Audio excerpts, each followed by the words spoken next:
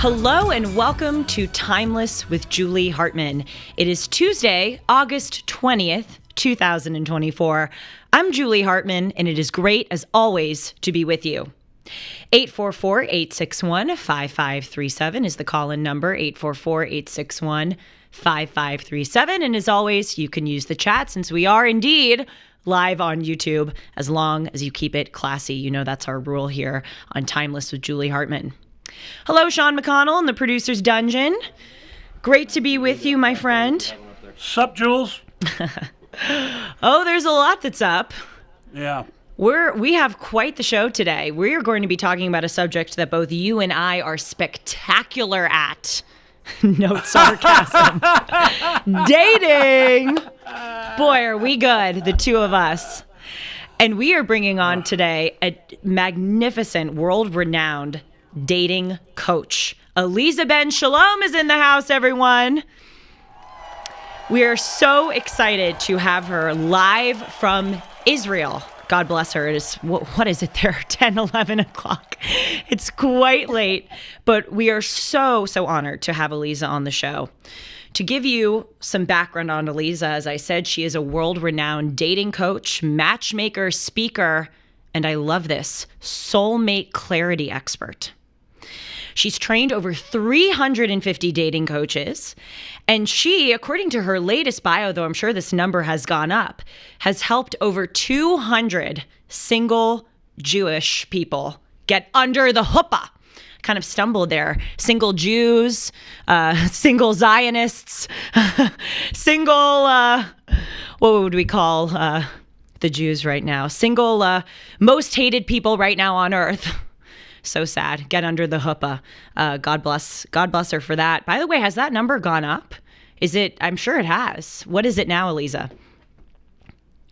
I think after a certain period of time, like, you don't count. Like, does it even matter? Like, That's like, true. You make 3 matches, you go to heaven, right? So, like, over 200, like 200, 300, 500. 500. I bet it ticks up, and at a certain point, it just gets too high. You have to stop counting. But, the great thing about Aliza's work is that, yes, she specializes in Jewish matchmaking, but also she just specializes in matchmaking in general. And in 2012, she founded this fantastic website called Marriage Minded Mentor. And it's an online service for matchmaking. And I was looking at it this morning. It's absolutely incredible. There are courses on matchmaking. You can be paired with a relationship coach, which I know I definitely need. Sean, I'm speaking for you too. The two of us definitely need it. And there's this one course, which I, as an example to the audience, to give just an idea, it's called Daters Academy. This is so incredible. I feel like all of my friends and I need to enroll in this academy. Here's the bio. Are you still meeting all the right matchmakers on all the right dating apps, dating all the right kinds of people, but not finding your person?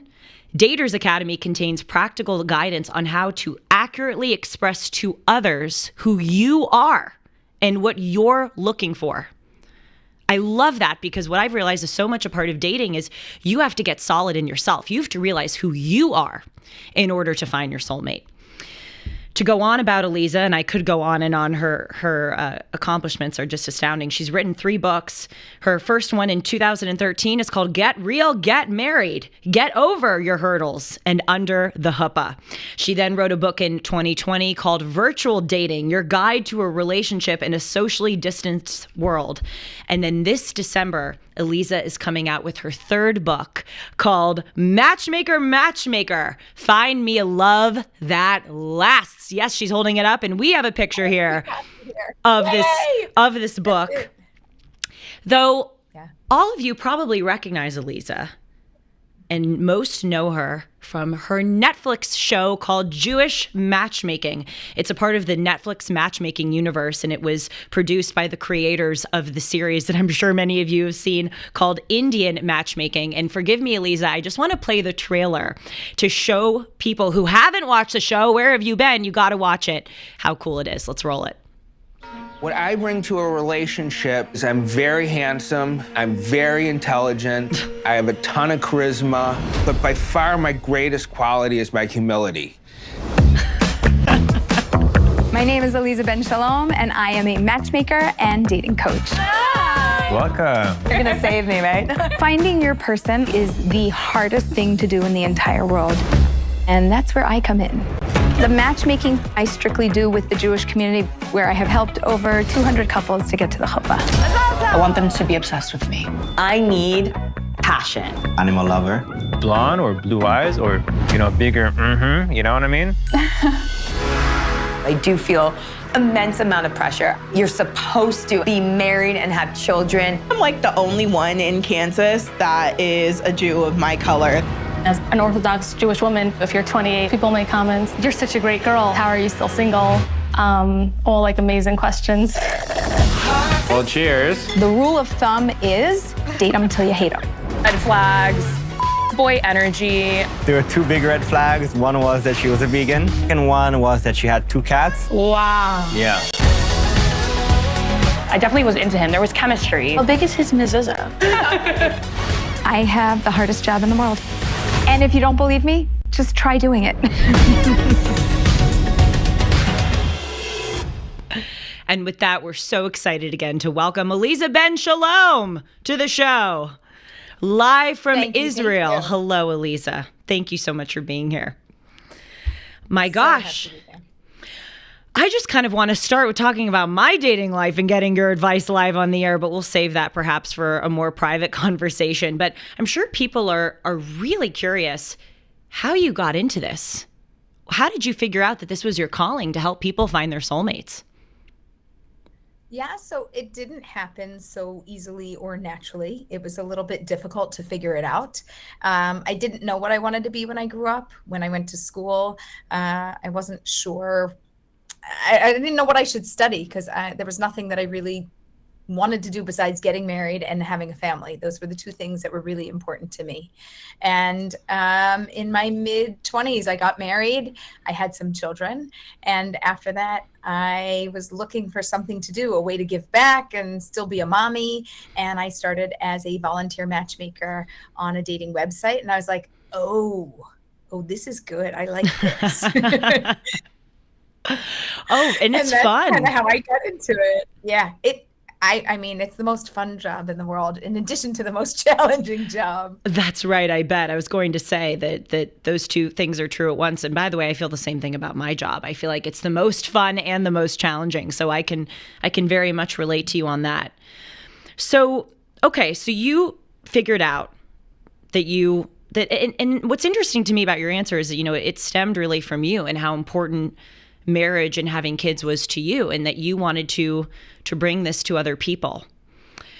What would you say is the single biggest misconception of dating and marriage that you have encountered? And as I said at the beginning, what's great about you is you specialize in Jewish matchmaking, which we'll talk about, but also you're incredibly versatile. You specialize in general matchmaking.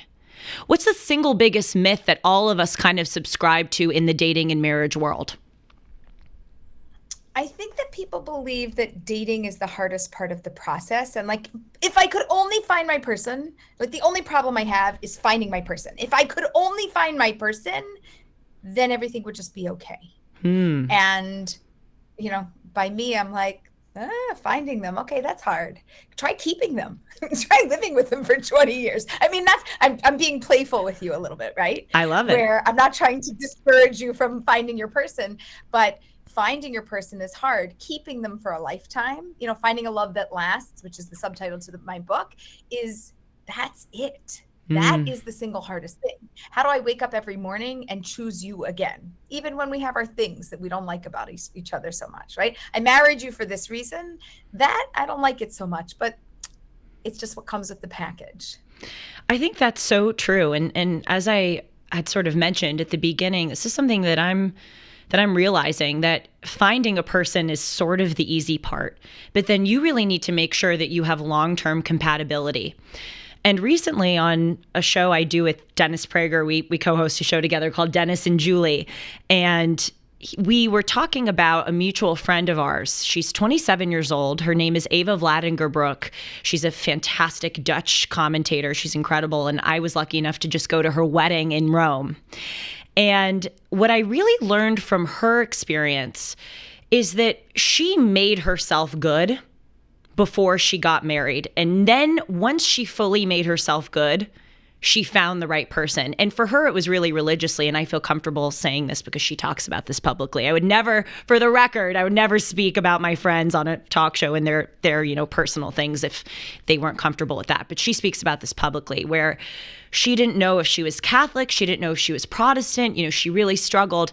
And then finally, when she came to Catholicism, that was her getting really good with herself. And then it actually happened like that. She immediately found her soulmate.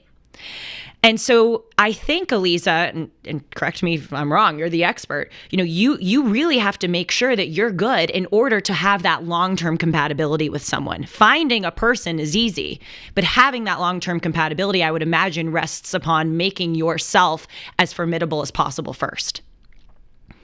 Yeah, I agree 100%. And I would say it's about finding yourself that allows you to find your person. It's through the understanding of who I am that allows me to understand who you are and where we potentially can go from here, and to know that we're compatible today and that we will be compatible because we will choose to stay on a similar path as we grow and as we continue to develop as people. It's me, it's you, right? And then it's like two circles. And then there's this bit between us that is us. And that us part is really important, that it allows me to be me, it allows you to be you, but it's this sacred, safe space where we can carry our relationship for a lifetime.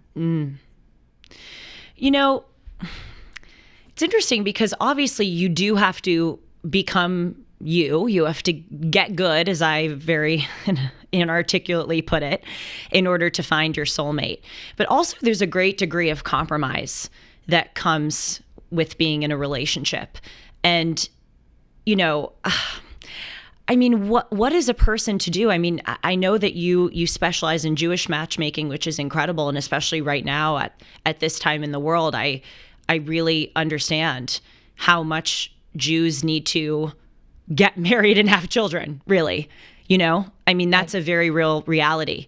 Other people who maybe are in a different situation where they're not such a minority group and they're not so hated and oppressed as the Jews are, especially now, someone like me who's Catholic, sometimes I think I'm Catholic, I want to marry a Catholic, but also, should I leave myself open to marrying a Jew? Should I leave myself open to marrying a Protestant? Should I leave myself open to marrying a secular person? Am I being selfish in a way by just sort of wanting to stick to what I know? Should I compromise? Should I convert for someone?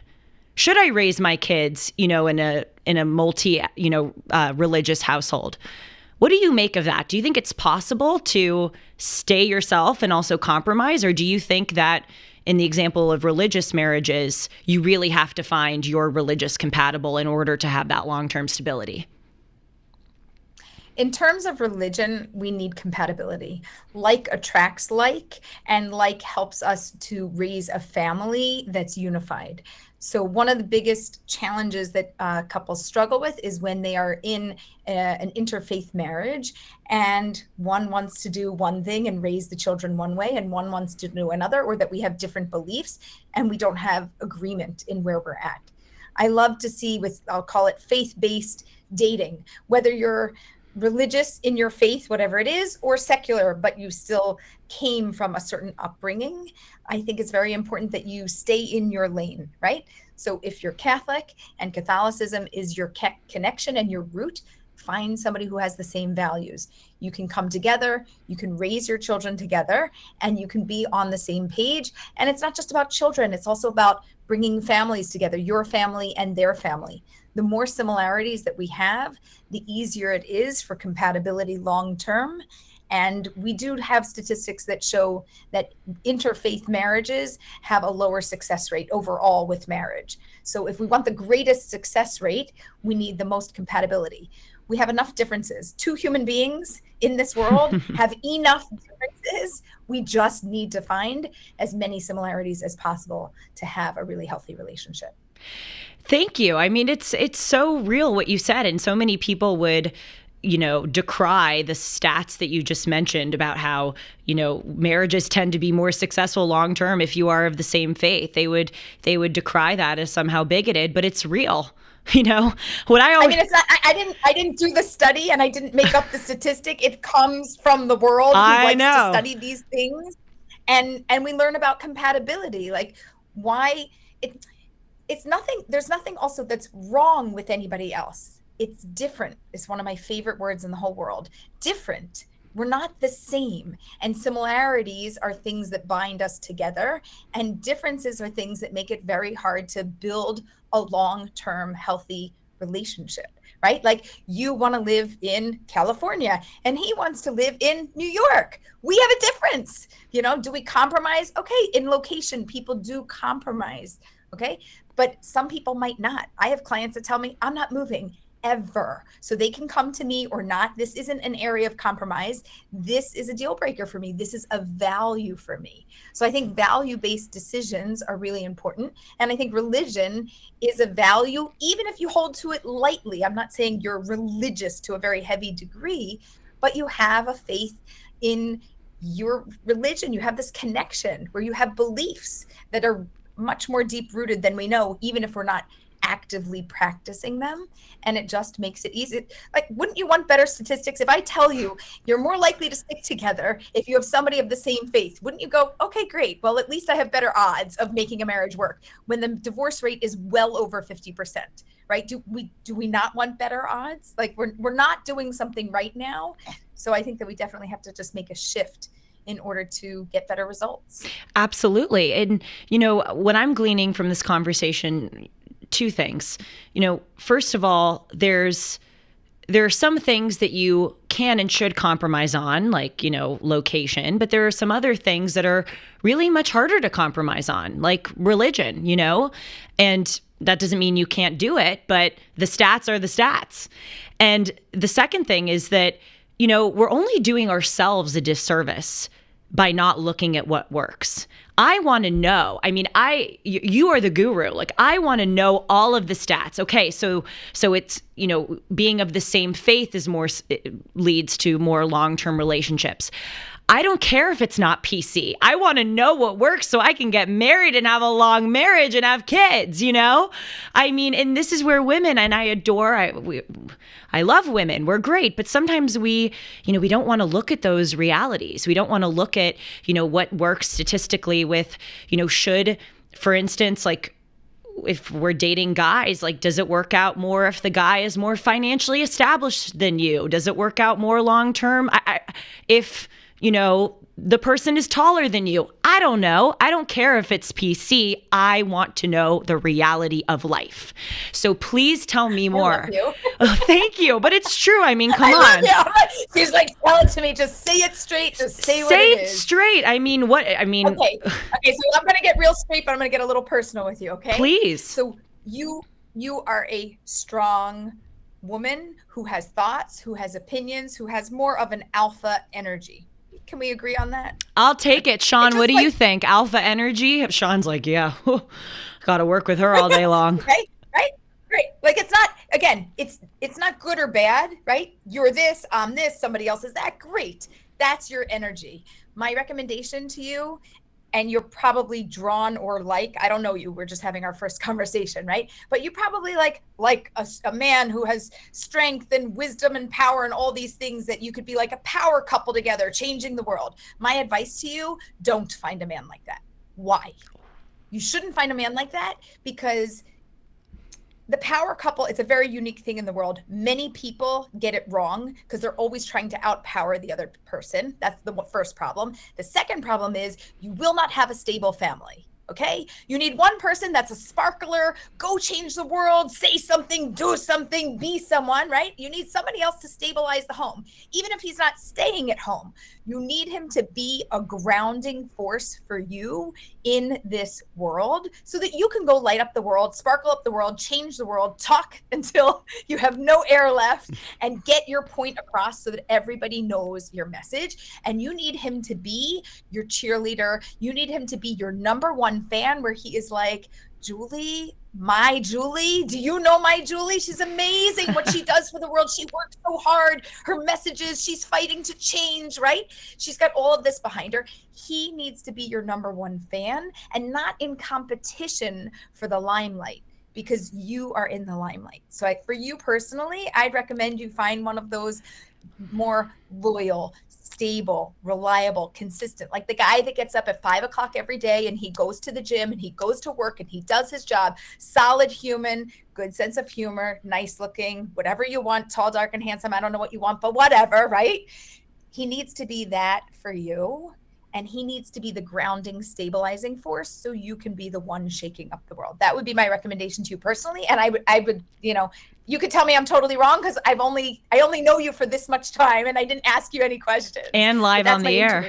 And live on the air. No, your intuition. No, I love it. Are you kidding?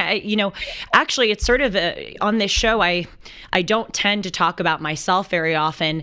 But I think, and not that I'm uncomfortable with talking about myself, but I never want to make it about me. I want to make it to be helpful for the masses. However, I think in the realm of dating, it is really useful to sort of look at an example of a person. And you're 100% right. In the case of me, I do need that cheerleader. But also, and again, please audience know, when I'm talking about me, I'm really trying to make it helpful for everyone.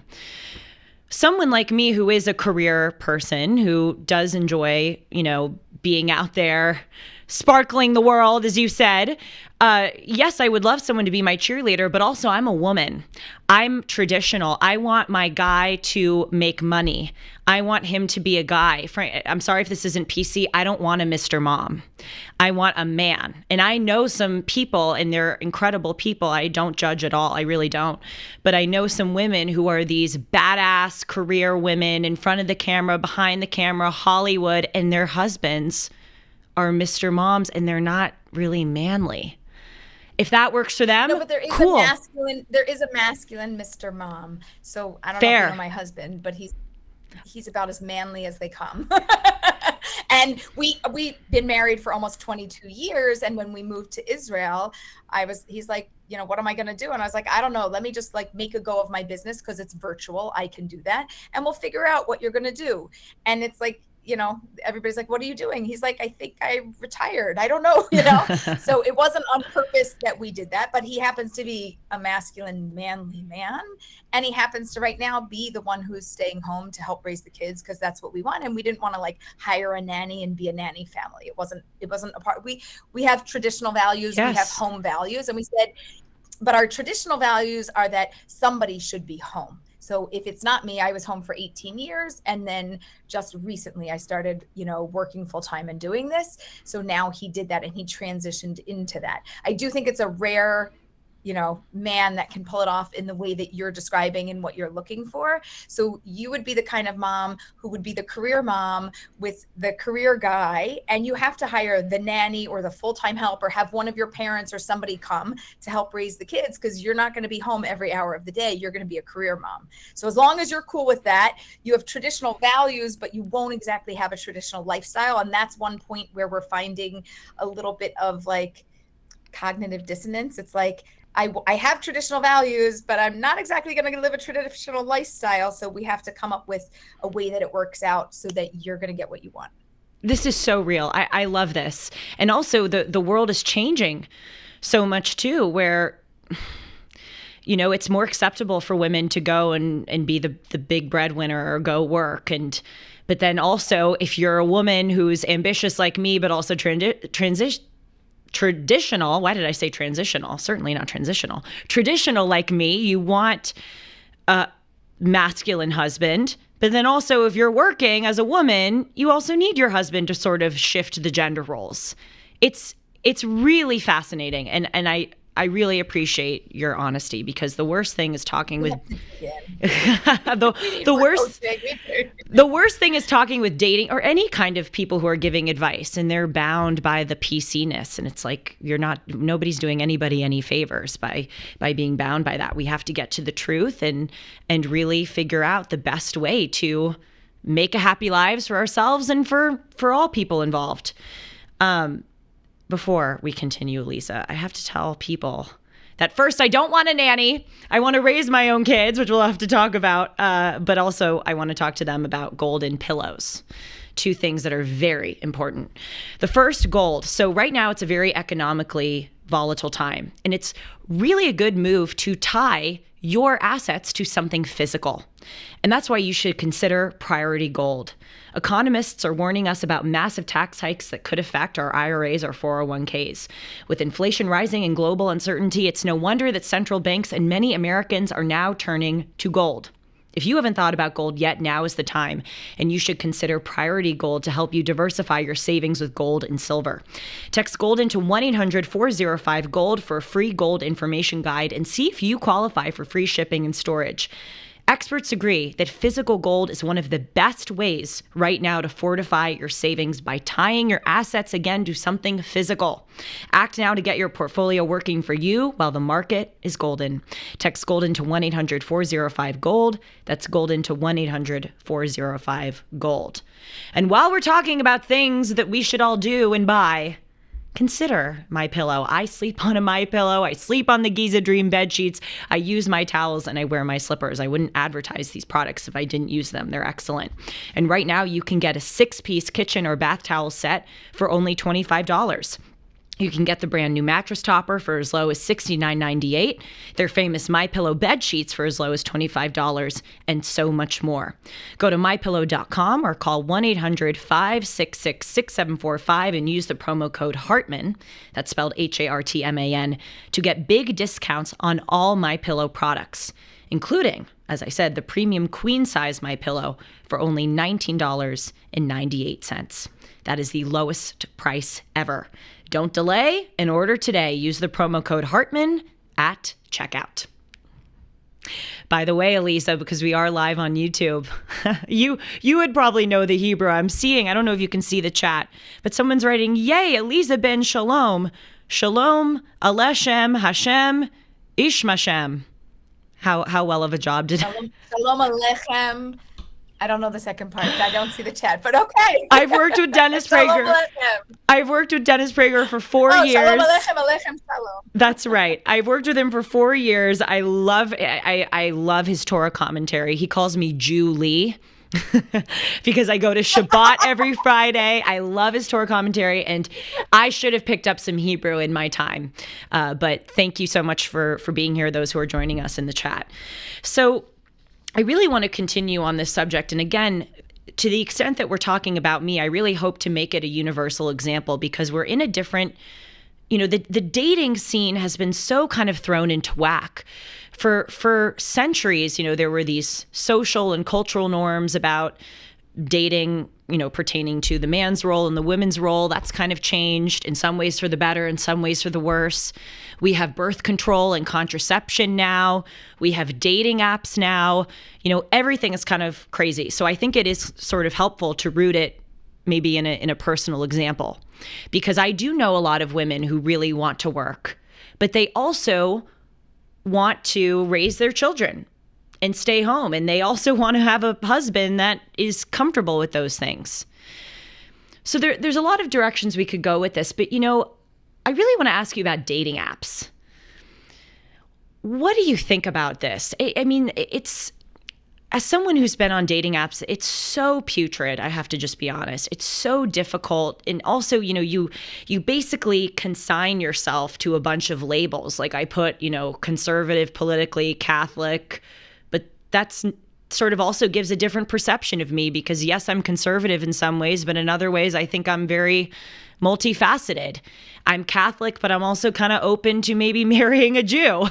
Dennis would be proud. How do people interact in this world where we are kind of marketing ourselves on dating apps, but to really know a person, it's better to just be in person and find someone more compatible with you through normal channels. What do you recommend, Aliza? So dating apps turn you into your own matchmaker, which is not a bad thing. I'm actually pro dating apps because it allows you to have more options and to go through the process. And if you have the right skill set, right? Like if I can just take my brain and transplant it into yours and give you all the wisdom, you could use it to the greatest good, right? So I'm happy if you want to put down that you're Catholic and conservative politically. And then I want a line. I call it your hook. We need a hook. We need one sentence that really says nothing, makes somebody laugh, and at the same time says everything, right? So oh man, I always have to have like a good example off the top of my head, which right now I don't. But we need that like one thing that we could say that again, there was one woman, she's like, you know, like I like a man who's comfortable and, you know, and can wear a pink shirt and pull it off, you know, like with, you know, pride and muscles and the whole thing. And you're like, a man in pink? Yeah. Like, what? Like, like what? You what do does this you. mean? Where's the, yeah, you do you. If it makes you stop, if it makes you think, if it makes you laugh, and if it's like nothing you've ever heard before, it's a good line, because then they'll want to see what else you have to say, as opposed to like, I like to travel and fun, and my friends say that I'm friendly and easygoing and happy. And I'm like, if you have a list of things that you are, happy, comma, nice, comma, friendly, comma, good person, comma, get rid of the commas, get rid of the sentence. It's just a wrong sentence. So a dating app, it could be your best friend, or it could burn you out and you could think that it's putrid. It really can go either way. But I think with the right support, it could be something fantastic if it's utilized in the right way. And as we know, more than what you say, if it's a dating app, it's how you look. So we need to have a photo, and I'm just going to give one recommendation. If you look better in your photo than you will show up in person, don't use it. Don't use it. It's so real. We just had somebody who was like model-esque, like stunning, right? And then I was like, listen, you can't be like a 10, an 11, a 15, 100 on a dating app and show up looking like a 7. You can't. It just makes men's brain hurt. It doesn't work. So like, don't bother airbrushing if your face isn't gonna look that pretty. Makeup is fine, but like airbrushing, you're not gonna look like that. I mean, I love this. Yes. No, seriously, thank you for saying this, because it's true. And by the way, okay, to quote my dear friend and co-host Dennis Prager, whenever he talks about goodness, he always, when people ask him, you know, why is it important to be good? Why is it important to follow, you know, the 10 commandments, or, you know, a set of moral principles? And he says, well, that's what you most want in others. You want others to be good. So if that's what you most want in others, your business partners, your friends, your spouse, everything, then that's what you should be. And I would draw the analogy with the dating app picture. In the same way that you should not catfish your boo, you don't want your boo to catfish you. You don't want to show up to a restaurant and you thought that you were getting a really hot guy. It's happened. And he's not cute, you know? Like, and I think also, this may sound kind of brutal, but it goes back to a theme which I have picked up on in your work, and something that I have independently sort of realized through trial and error myself. And it's that it sounds corny, but just be you. You will find someone. If you have acne on your face, that's okay. You know, if you are, you know, a certain weight, or, you know, like, that's okay. Seriously, it's actually all, I know I sound very kind of corny right now, but it's all love, you know? People find their people, and don't be afraid to be who you are. You don't need to make yourself trim down or airbrush yourself. Your person is going to love you. Right. And it's not just be you, I'm going to add on to it. It's be the best version of you. Yes. Because that's what we're trying to do, right? You show up to a job interview, you're not just putting yourself forward, you're putting your best foot forward, right? Same thing with dating. If we want your best self forward and your authentic self, but don't just tell me like, love me who I am who I am, and like have so true as well. For the other human. That's not what we're saying. We're just saying be authentically who you are and be a loving, generous, kind, good human to other people in the world. Of course, absolutely. That's very well said. By the way, just to shout out, we have a 24-year-old girl from Canada in the chat who says, meeting someone through a dating app isn't my first choice, but I guess it's an option. So this dating app conversation is very apropos. You know, God, Aliza, I'd love to have you on again because there's so much I want to ask you from all the chapters in your new book and your business really of soulmate matchmaking.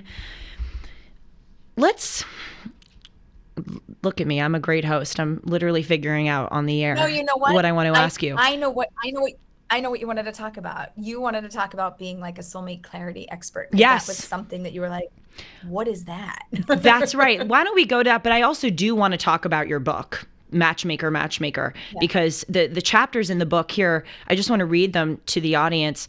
You can only move as fast as the slowest person. That is so true. Another one, reality is sexier than fantasy.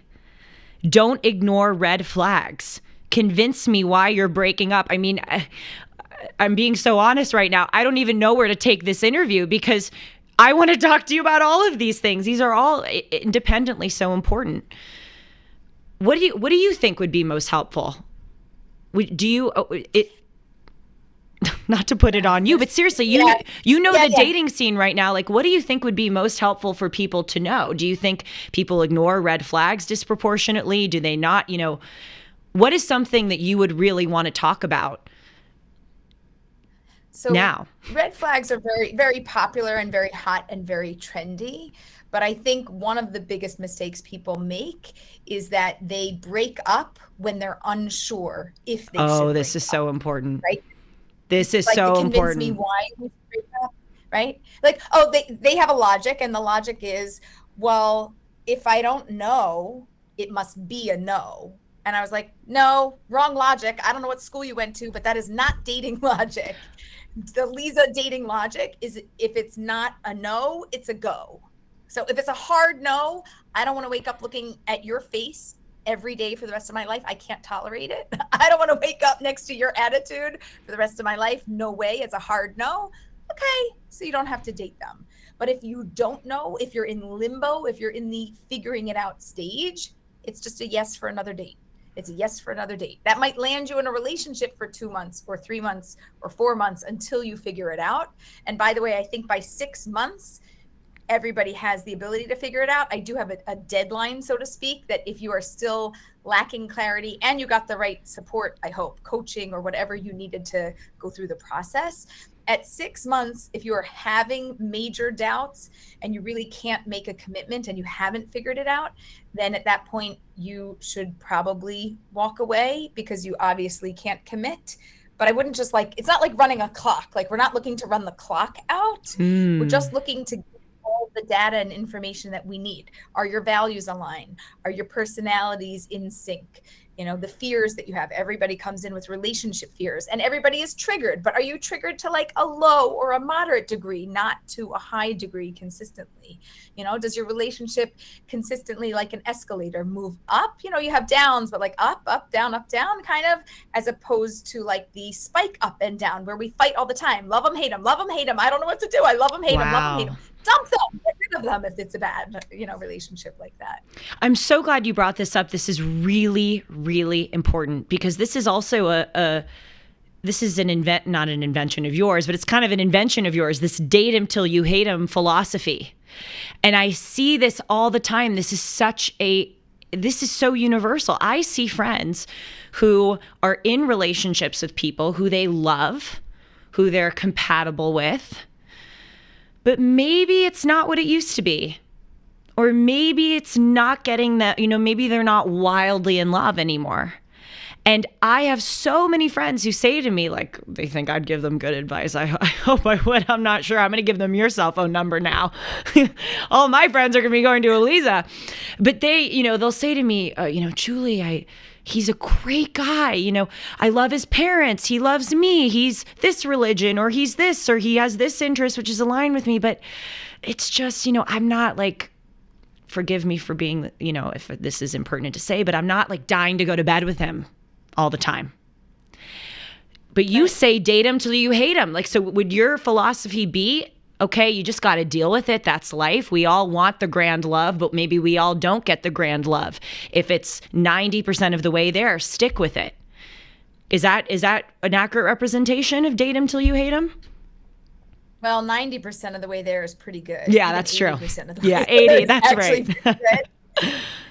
I did another interview and somebody messed up the quote, but I think they actually perfected it. And they Wow. said, if you don't hate them, date them. Mm. And I was like, yes, that's the definition of date them till you hate them. If you don't hate them, date them. So if you're going out with somebody and things, I'll call it just work, like it's nice, it's good, it keeps working, it keeps, but it's not like the love of your life. Maybe you've had a greater love before this, or maybe in your head you envisioned having a greater love, or maybe you watched a few too many movies and you just can't wait for that one where you just know it's the one, right? Everybody has that, I know, right? That's not usually, all those things are red flags for me. Talking about red flags, cannot stand them. Any relationship that's like, Aliza, it was amazing and it was such a friend and it was the date, and I'm like, oh, it's gonna end in about 10 days. Enjoy the ride. Have fun, sweetheart. This is not gonna last. It's not gonna stay. The men also, they come back and they're like over the moon and everything's amazing and they're perfect. And I was like, oh gosh, I don't know what 27 things you are not seeing, but you are missing a lot of this human being, and your brain is really focusing only through your eyeballs at what you see, and you're not seeing the inside, you're only seeing the outside, and you missed a whole bunch of stuff that you actually really want, and you're gonna figure it out soon, and it's gonna crash and burn, but okay. I love the stable relationships that are, I'll call it a slow grow. I love a slow grow because it's not about finding the one. First of all, it's about being the one. And then it's about building the relationship with the one. So if you're not dying to go to bed with him, right? Is it just because he's average looking? Because if you're not sticking with him if he's repulsive, let's just agree. You're not going to still be dating him 2 months, 3 months, 6 months if he's repulsive. So he's not repulsive. He's somewhere between, if we have 100%, I like numbers. So if we have like 100% scale, he's not under 25% and he might not be over 75%. He's somewhere between 26 to 74% and probably somewhere in like the 58 to 72%. And you're like, oh, I just wish it was like a little more compelling, or he was a little more convincing, or there was a little more, I wish I was just feeling something. But feelings, you know about feelings? Feelings come and go. Today I'm happy and tomorrow I'm sad and tomorrow I'm angry and the next day I'm miserable and the next day I'm elated. Like, we're not counting on feelings. Feelings are not to be fully trusted. There's a gut instinct. There's a moderation of watching your feelings, but I can't make a decision based on my feelings. I want to know, do you have a good human being in front of you? Yes? What makes them a good human being? Now list off all their traits. Tell me all the wonderful things about them. Now, what makes them a good human being for you? They could be a good human being. And this might be your friend's problem. You can ask her, is he a good human being? Or is he a good human being for you?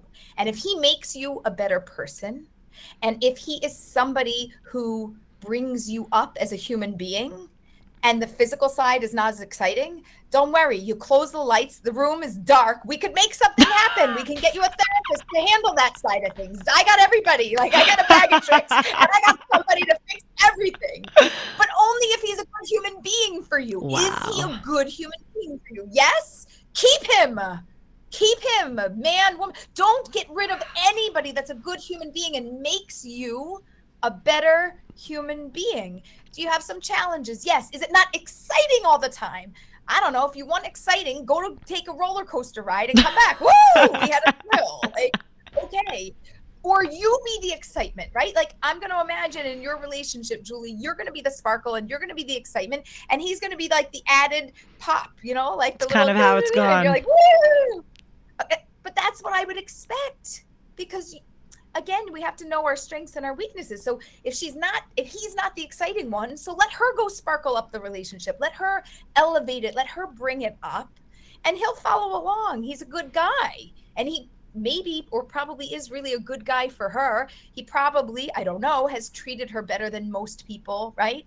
He's there, loyal, dedicated, committed, consistent, reliable, right? If he has all of those traits, then let's talk. We'll figure out a way for you to see that, to know that, to feel that, and that will shift how you and when you feel like being a little more intimate, or just open a bottle of wine and you're welcome.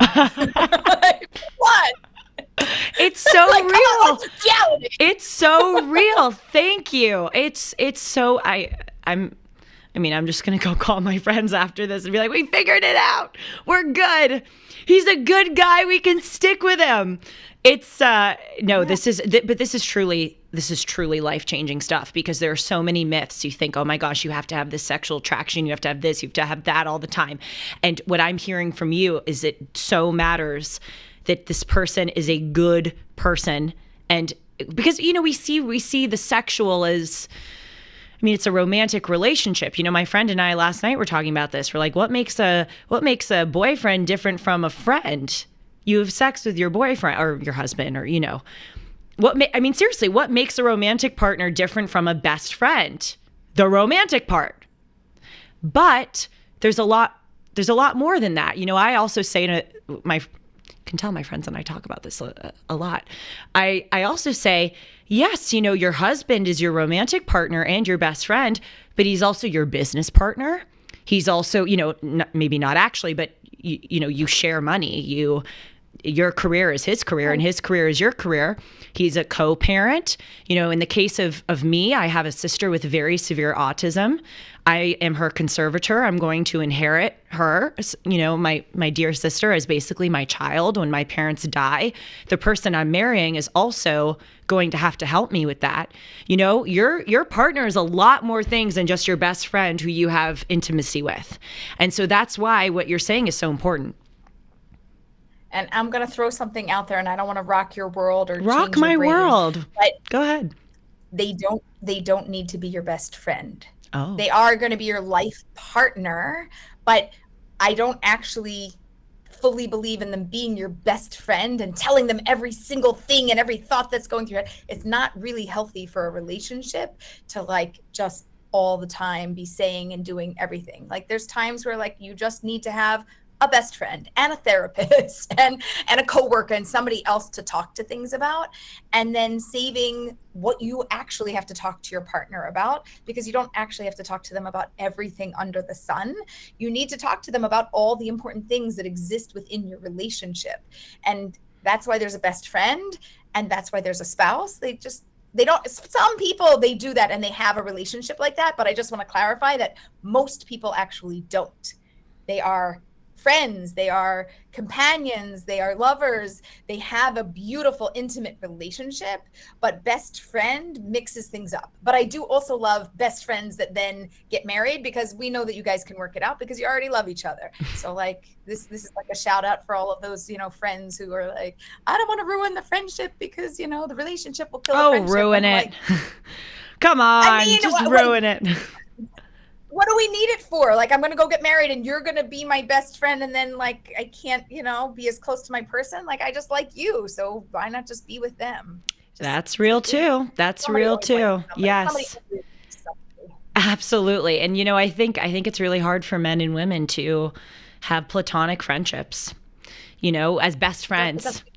Doesn't work. It doesn't really exist. It doesn't really exist. That's right. Well, I want to, Aliza, we're really gonna have to have you on again if you're willing, because there's so much I want to talk to you about. Oh, thank you. And I just want to shout out before we end Aliza's new book, because as you can tell, she's got some good advice. It's called Matchmaker, Find Me a Love That Lasts. It's coming out this December, and I wish we could have discussed it more specifically, but I have a feeling that a lot of what we discussed you talk about in this book. I do. And it's on pre-sale, so you can order it now, and then it'll be like a little present that arrives in your holiday time. That's right. Oh, good. Well, I'm so excited to read it. Aliza, thank you so much for your time today. I'm sure my friends will be thanking you too through me. And I hope you go get some rest, because you are 10 hours ahead with 5 children in Israel. And by the way, I just so much hope that you're staying safe, and we're thinking of you, we're praying for you, and please just be well and safe. Thank you. Thank you for having me. Bye, my dear Aliza. I'll keep you updated on my dating journeys as they unfold. Take care. All right. Before we close out, I want to tell you one more time about gold, because right now is a very good time amidst a lot of economic volatility to tie your assets to something physical. Economists are warning us about massive tax hikes that could hit our IRAs and 401ks hard. With inflation rising and global uncertainty, it's no wonder that many central banks and many Americans many central banks. Sean, we only have one central bank. Forgive me. That the central bank and many Americans are turning to gold. If you haven't thought about gold yet, now's the time. Trust Priority Gold to help you diversify your savings with gold and silver. Text GOLDEN to 1-800-405-GOLD for a free gold information guide and see if you qualify for free shipping and storage. Experts agree that physical gold is one of the best ways to fortify your savings right now. We've done shows on this, taking us as the United States off of the gold standard. It really is helpful to tie your personal assets to something that you know is worth something and physical. So please consider Priority Gold. Text GOLDEN to 1-800-405-GOLD to learn more. That's text GOLDEN to 1-800-405-GOLD. Tessa Jane, I agree with you. I would also love to see her back on Timeless. You know, Sean, we didn't get any cut-ins from you. Yeah, I was kind of expecting you to ask some questions of Aliza about your dating life, but maybe next time. That's a whole nother episode. I'm in a different category. But I would be willing to ask her some questions about it. I was wondering what all 5 guys in the room were thinking during that interview.